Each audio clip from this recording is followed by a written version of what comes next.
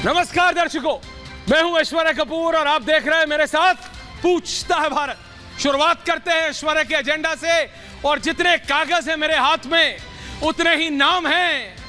मध्य प्रदेश, छत्तीसगढ़ और राजस्थान के मुख्यमंत्रियों की रेस में लोगों के, जी हां, केंद्रीय मंत्रियों से लेके प्रदेश अध्यक्ष तक और एमओएस से लेके आम विधायक तक, इतने नाम हैं मध्य प्रदेश, छत्तीसगढ़ और राजस्थान में। ये जितनी पर्चियां आप देख रहे हैं, ये शुभम भागते हुए जो स्टूडियो में मुझे आके देके गए, ये धीरज ने उतना ही नाम दिए। मैं आपको बता रहा हूं ये कौन होगा अगला मध्य प्रदेश, छत्तीसगढ़ और राजस्थान का मुख्यमंत्री। पूछता है भारत, जी हां, पूछता है भारत कि कौन है राजस्थान का अगला मुख्यमंत्री, कौन है मध्य प्रदेश का अगला मुख्यमंत्री। क्या शिवराज सिंह चौहान कंटिन्यू करेंगे? क्या वसुंधरा राजे सिंधिया को किसी हाल में मौका दिया जाएगा? लग नहीं रहा है, लेकिन कोशिश रानी पूरी कर रही है, पूरी कोशिश कर रही। 20-25 विधायकों को बुला लिया, कभी 60 विधायकों के साथ बैठक कर ली, लेकिन अब क्या फर्क पड़ता है? भारतीय जनता पार्टी की संसदीय दल की बैठक कल सुबह 9:30 बजे संसद में बुला ली गई है। यह ब्रेकिंग न्यूज है, शिशिर नीचे ग्रिड पर डाल दो। 3 राज्यों की जीत के बाद प्रधानमंत्री मोदी का भाषण होगा। प्रधानमंत्री मोदी इस बीजेपी पार्लियामेंट्री बोर्ड मीटिंग में, जो कि संसद में होगी, कल सुबह 9:30 बजे संसद में मौजूद होंगे। लेकिन सबसे बड़ा सवाल, ये किस्सा कुर्सी की रेस, जो मर्जी नाम दे दीजिए, लेकिन सवाल सिर्फ एक है, कौन है अगला मुख्यमंत्री मध्य प्रदेश का, छत्तीसगढ़ का और राजस्थान का। पूछता है भारत। तो एक एक प्रदेश करके शुरू करते हैं। सबसे पहले बात करते हैं राजस्थान की। जी हां, राजस्थान की। तो जरा राजस्थान में ये जो आप नाम देख रहे हैं, इस समय सबसे बड़ी तस्वीर जूम्ड इन दिया कुमारी की है। कौन है दिया कुमारी? राज परिवार से आती है दिया कुमारी, लोकसभा की सांसद है दिया कुमारी, विद्याधर नगर सीट से विधायक का इलेक्शन लड़ा है और पिछले 24 घंटों में उन्होंने सांसद के पद से इस्तीफा दे दिया है। इतनी कॉन्फिडेंट है दिया कुमारी, इतनी कॉन्फिडेंट है दिया कुमारी। सोचिए आप, राजस्थान की मुख्यमंत्री बनने की रेस में इतनी कॉन्फिडेंट है कि उन्होंने सांसद, उसी ग्राफिक्स पर कि सांसद के पद से इस्तीफा दे दिया है दिया कुमारी ने। और कौन कौन से नाम है राजस्थान में, आप बिल्कुल भी चौंकिएगा नहीं। कई बार की पूर्व मुख्यमंत्री और राजस्थान से भारतीय जनता पार्टी की सबसे बड़ी नेता वसुंधरा राजे सिंधिया कोशिश अभी भी कर रही है भरपूर, जैसे मैंने कहा, पूरी कोशिश कर रही है कि किसी तरह एक बार और आखिरी बार एक बार वो मुख्यमंत्री की कुर्सी पे बैठ पाए। क्या बैठ पाएंगी? ऐसा लग नहीं रहा। अगर आप नाम नहीं ले रहा हूं, कई बड़े नेताओं की माने तो बिल्कुल नहीं, पॉसिबल नहीं। वसुंधरा राजे सिंधिया बिल्कुल भी मुख्यमंत्री नहीं बन सकती, लेकिन यह राजनीति है, यहां एनीथिंग इज पॉसिबल। और यहां कब ऊंट कौन सी करवट बैठेगा, यह आपको समझना पड़ेगा। झालरपाटन से विधायक है वसुंधरा जी, 2 बार की पूर्व मुख्यमंत्री है। कार्यकर्ताओं पर मजबूत पकड़ तो है ही। 25 ऐसी सीट बताई जाती हैं जहां पे वसुंधरा जहां उंगली रख दें वहां जीत और वहां हार हो जाती है। और अगर आप मानेंगे तो पिछले 24 घंटों में बिल्कुल 25 ही विधायक पहुंचे हैं वसुंधरा राजे सिंधिया के पास, वसुंधरा राजे सिंधिया के पास। और इस समय जब मैं आपसे बात कर रहा हूं, पिछले 1 घंटे से 60 मिनट से दर्शकों, फॉर द लास्ट 60 मिनट्स प्रधानमंत्री और गृह मंत्री की बैठक चल रही है। प्रधानमंत्री की आवास 7 LKM पे। सूत्रों की माने तो राजस्थान, मध्य प्रदेश और छत्तीसगढ़ के मुख्यमंत्रियों के नाम पर ही फाइनलिटी हो रही है। ये दिया कुमारी जी, जैसे मैंने आपको बताया, राजसमंद से लोकसभा की सांसद थी, इस्तीफा दे दिया है उन्होंने।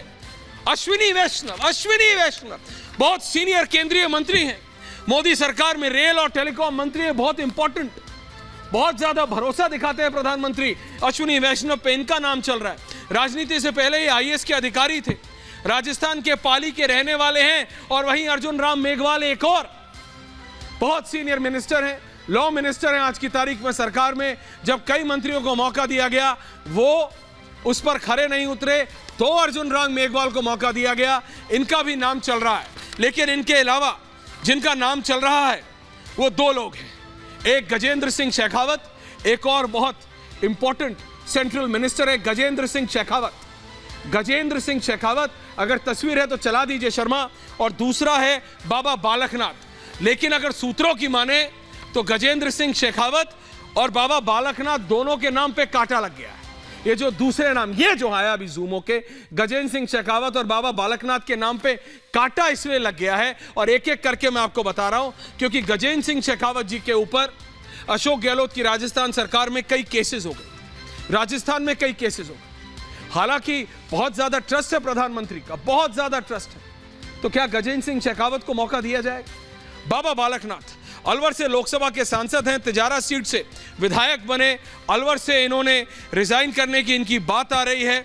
और वहीं राजस्थान में हिंदुत्व का चेहरा हमने देखा किस तरह से विपक्ष के नेता इनको बाबा से यानी योगी आदित्यनाथ से कंपेयर करते हैं। हालांकि मैं इस कंपैरिजन को नहीं मानता हूं।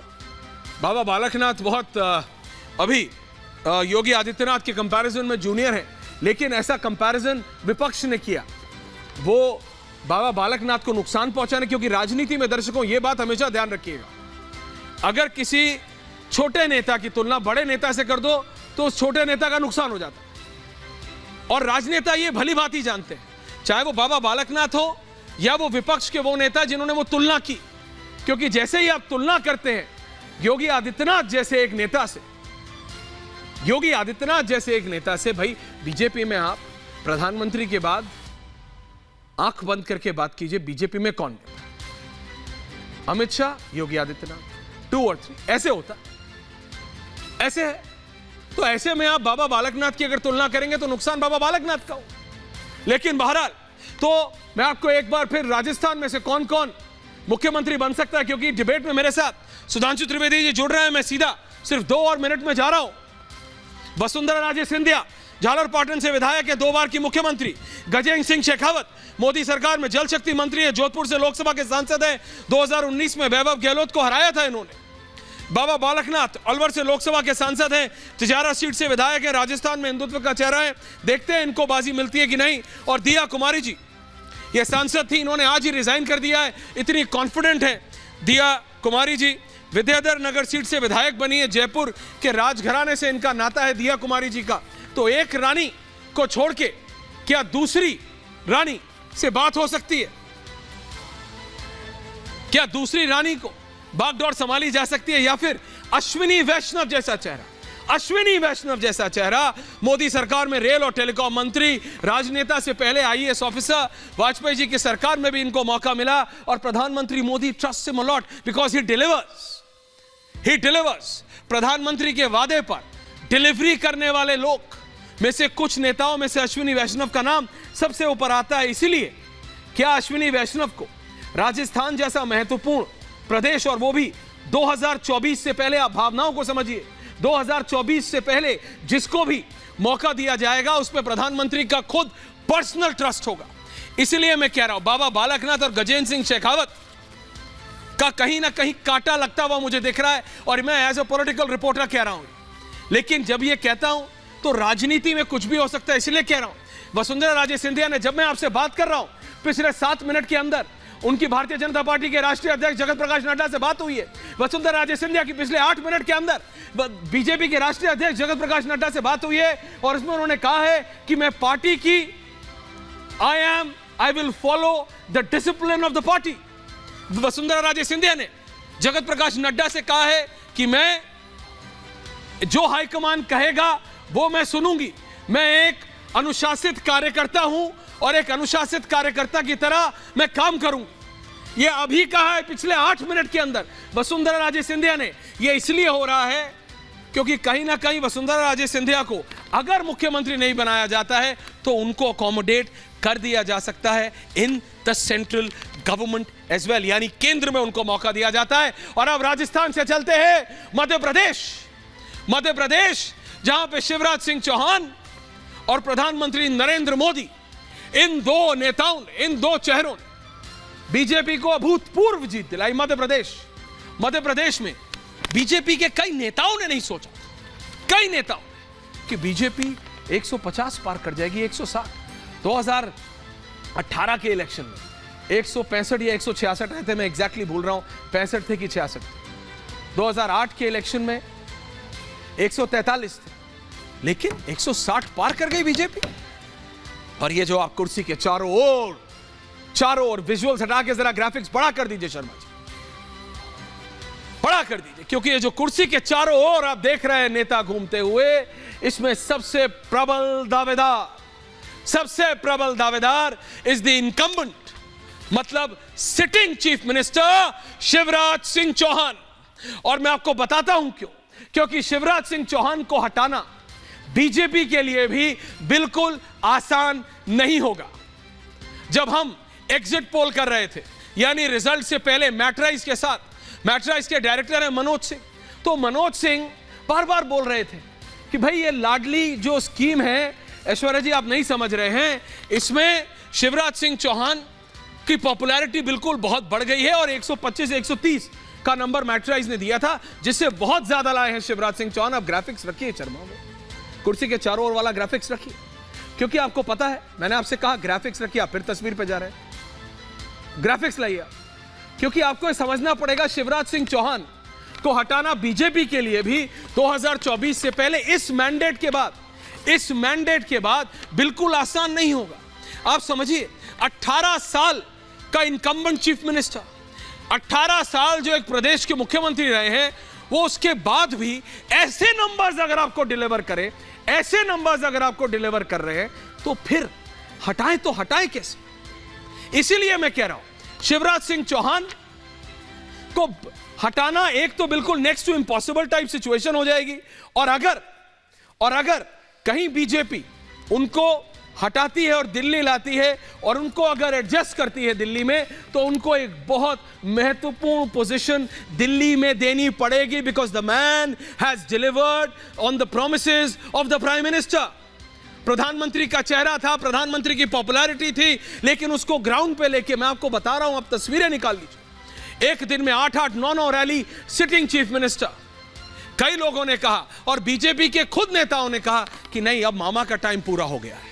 बीच में लगा भी कि मामा हल्के से हिल गए, पॉलिटिकली स्पीकिंग। मामा कहने लगे, मामा इलेक्शन लड़े कि नहीं लगे, तो कई एनालिस्ट ने कहा देखो मामा वीक हो गए, लेकिन मामा केम बैक, एंड जिसे कहते हैं ना, you rise like a phoenix from the ashes.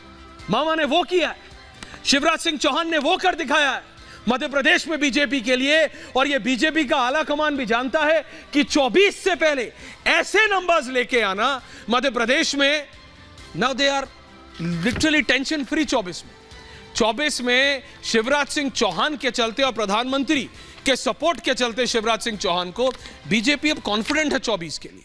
इसीलिए शिवराज सिंह चौहान को हटाना इतना आसान नहीं होगा। इसलिए फर्स्ट, पहले दावेदार मध्य प्रदेश में मुख्यमंत्री के लिए incumbent chief minister Shivraj Singh Chouhan ही रहेंगे। और अगर कहीं 1% या 2% शिवराज सिंह चौहान को दिल्ली बुलाया जाता है और उनको उनके स्टैचर के हिसाब से जगह दी जाती है, तो यह है दूसरा चेहरा। यह जो आप देख रहे हैं, यह है दूसरा चेहरा, और यह चेहरा है प्रहलाद सिंह पटेल का। प्रहलाद सिंह पटेल मोदी सरकार में राज्य मंत्री, नरसिंहपुर विधानसभा सीट इन्होंने जीती। एमपी में बीजेपी के बहुत बड़े ओबीसी चेहरे हैं।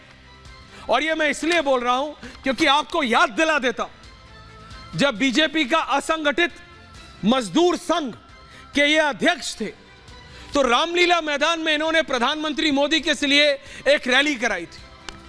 मैं आपको बता रहा हूं, बीजेपी के उस समय के राष्ट्रीय अध्यक्ष हिल गए थे कि इतनी बड़ी रैली, एक प्रकोष्ठ, बीजेपी का एक प्रकोष्ठ कर सकता है। यह ताकत थी प्रहलाद सिंह पटेल की, और आज भी है। इसीलिए मैं बता रहा हूं, शिवराज सिंह चौहान को अगर दिल्ली बुलाया जाता है, तो किसी का अगर सबसे बड़ा दाव है तो वो है प्रहलाद सिंह पटेल। प्रहलाद सिंह पटेल को बिल्कुल भी अंडरमाइन नहीं किया जाना चाहिए, और अंडरमाइन नहीं किया जाना चाहिए कैलाश विजयवर्गीय जी को। लेकिन कैलाश विजयवर्गीय जी के साथ एक हल्की सी दिक्कत उनके परिवार की, उनके बेटे की वीडियोस वो बैट से मारने वाले, हालांकि उन्होंने उसको रिपेयर करने का बहुत काम किया। और कैलाश विजयवर्गीय के साथ यह है कि कभी भी इनको सेम सीट नहीं दी जाती। तो ऐसा नहीं है कि ये इनका सेफ हेवन है, इनको जहां मौका दिया जाता है ये वहां जाके छक्का मारते। ऐसा नहीं है कि जैसे होता है ना कई क्रिकेटर्स के साथ कि मैं इसी पिच पे अच्छा खेलता है क्रिकेटर। कैलाश विजयवर्गीय को मध्य प्रदेश में आप कहीं भी किसी भी सीट पे उतार दीजिए, वो आपको छक्का मार के। और एक समय 2014 से पहले जैसे प्रधानमंत्री और गृह मंत्री की जोड़ी है, वैसे ही बात किया जाता था शिवराज सिंह चौहान और कैलाश विजयवर्गीय की जोड़ी का। लेकिन उसके बाद कई बार खटपट हुई, रियलिटी है, पत्रकार की तरह बता रहे हैं आपको। इन दोनों के बीच खटपट हुई और उसके बाद आपने देखा सडन फ्लरी आ गई। लेकिन इस सब में जो एक नाम नहीं है वो है ज्योतिरादित्य सिंधिया का। ज्योतिरादित्य सिंधिया चाहे खुद को मना करे कि नहीं मैं स्टेट की पॉलिटिक्स में नहीं जाऊंगा, लेकिन ज्योतिरादित्य सिंधिया को जब भाजपा में लाए गए तो उनको सबसे बड़ी प्रॉब्लम कांग्रेस में क्या थी कि कमलनाथ उनको स्पेस नहीं देते थे, कमलनाथ उनको जगह नहीं दे रहे थे मध्य प्रदेश में। तो क्या ज्योतिरादित्य सिंधिया, हालांकि जब हमारे editor in chief Arnab Goswami ने उनसे बात की तो उन्होंने कहा मैं एक बीजेपी का कार्यकर्ता हूं, लाइक अ वेरी डिसिप्लिन्ड कार्यकर्ता। जैसे अभी वसुंधरा राजे सिंधिया ने पिछले 10-12 मिनट के अंदर, और क्या सुधांशु जी जुड़ गए हमारे साथ, क्या आचार्य प्रमोद कृष्णम जुड़ गए हमारे साथ, तो अगले 2 मिनट के अंदर मैं जा रहा हूं, सिर्फ ओनली इन नेक्स्ट 2 मिनट्स। आपको यह समझना पड़ेगा, ज्योतिरादित्य सिंधिया ने भी यह कहा कि जो बीजेपी कहेगी वो मैं करूंगा, वसुंधरा राजे सिंधिया की तरह, और मुझे कोई पोजीशन नहीं चाहिए। हर पॉलिटिशियन ये कहता है।